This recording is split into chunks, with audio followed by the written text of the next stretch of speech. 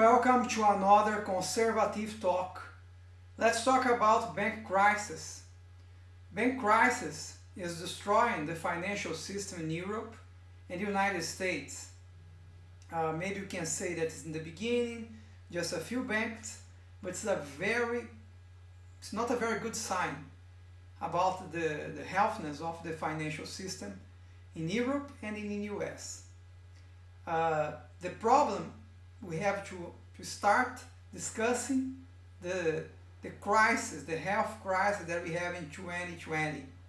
The name of the virus I cannot say in this platform. So let's talk about this health crisis. The terrible idea of the lockdowns, locking everything, every store, every industry, government, has destroyed the chains in the economy and the supply chains, and the central banks had the great idea of printing tons of money, trillions throughout the world, including the Fed in the US, and the result was inflation. When you have this kind of printing in this quantity, you are going to have terrible inflation. And the Fed, that is a beacon to the central banks in the world, commit a mistake saying that this inflation was a transitory one. It was a huge mistake.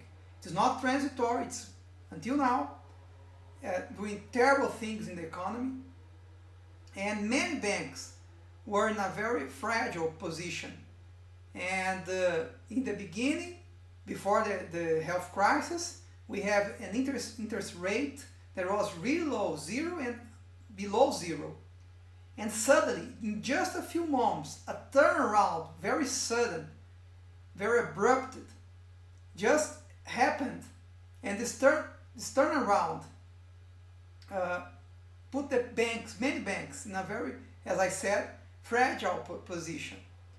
And the result was bankruptcy for many of them, like the SVB, like the huge Credit Suisse in Europe, now the Deutsche Bank, and other banks in the US.